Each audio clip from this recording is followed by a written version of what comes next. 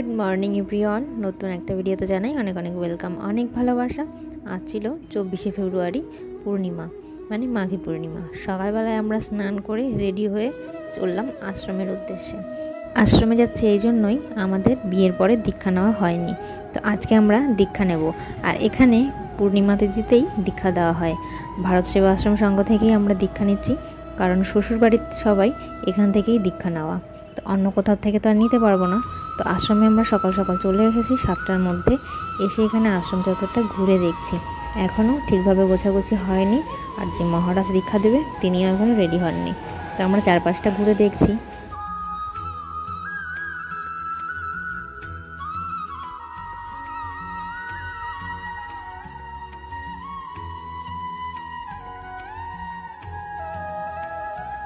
আমাদের বেশ অনেকক্ষণই অপেক্ষা করতে হয়েছিল, লোক আসছিল।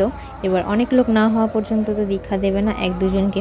তো পূর্ণিমা তিথিতেই দীক্ষা দেওয়া হয় দেখে এখানে প্রচুর ভিড়ও ছিল।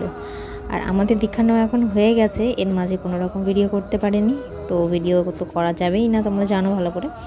আর এখানে বাইরে চত্বরটা একটু ভালো করে দেখছি। আর এই যে ফুল গাছটা আশ্রমের দেয়াল বেয়ে উঠেছে, কি ভালো লাগছে। আর এদিকে বাচ্চা কাচ্চারা সব স্নান করছে, জামা কাপড় ধুচ্ছে, যারা আগে ছাত্রাবাসে থাকে। আমাদের দীক্ষা নেওয়া হয়ে গেছে, আর সমস্ত বইপত্র নিয়মকানুন কি করতে হবে সব জানাও হয়ে গেছে।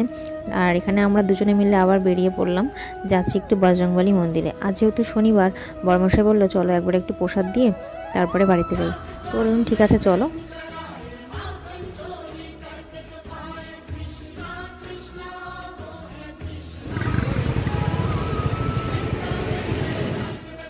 বর্মশাই একটু মিষ্টি দোকানে দাঁড়ালো আর গেল মিষ্টি আনতে, কিন্তু এখানে ঠিকমতো পছন্দ হলো না। ওর ইচ্ছা ছিল লাড্ডু নেবে।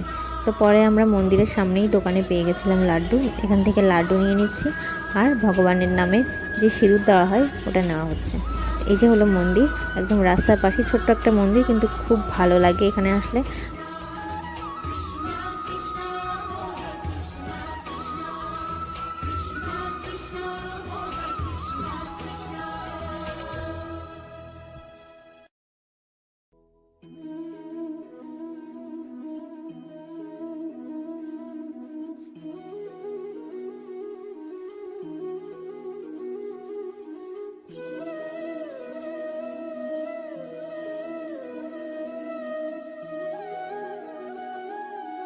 বজরংবলী মন্দিরেও পুজো দেওয়া হয়ে গেছে, আর এখন কিন্তু বেজে গেছে 11:30। আর আমরা একটু এসেছি সকালবেলায়, যেহেতু উপোস ছিলাম, তো উপোসটা ভেঙে নিয়েছি প্রসাদ খেয়ে। আর এখন খাবো একটু চা বিস্কুট। তো সেই চায়ের দোকানে চলে এসেছি, বরের পছন্দের চায়ের দোকান, আমার পছন্দের চায়ের দোকান। আর একটা বিস্কিট দিয়ে চা খাচ্ছি এখন।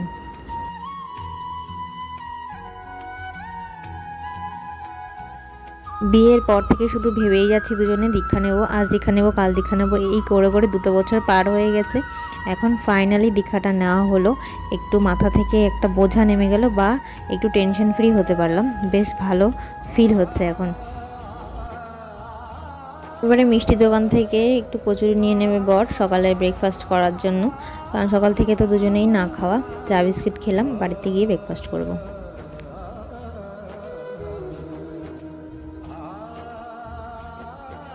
বাড়িতে চলে এসেছি, এসে ফ্রেশ হয়ে টিফিন করে এখন দুপুরে রান্না করছি পনির।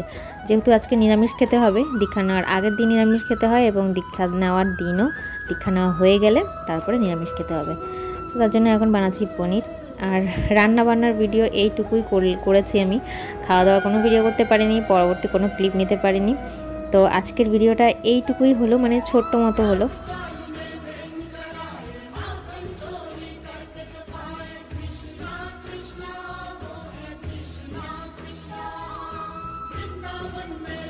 পনির ভেজে নিয়েছিলাম, আলুগুলো ভেজে নিয়েছিলাম, মশলা কষিয়ে সব কিছু একসঙ্গে দিয়ে নেড়ে চেড়ে এবার দিয়ে দেবো গরম জল। এদিকে একটু হাঁড়িতে গরম জলও বসিয়েছি। তো আজকের মতো ভিডিওটা এইখানেই এন্ড করছি। সবাই অনেক ভালো থেকো, সুস্থ থেকো, সাবধানে থেকো। আজকের মতো টাটা অ্যান্ড বাই বাই।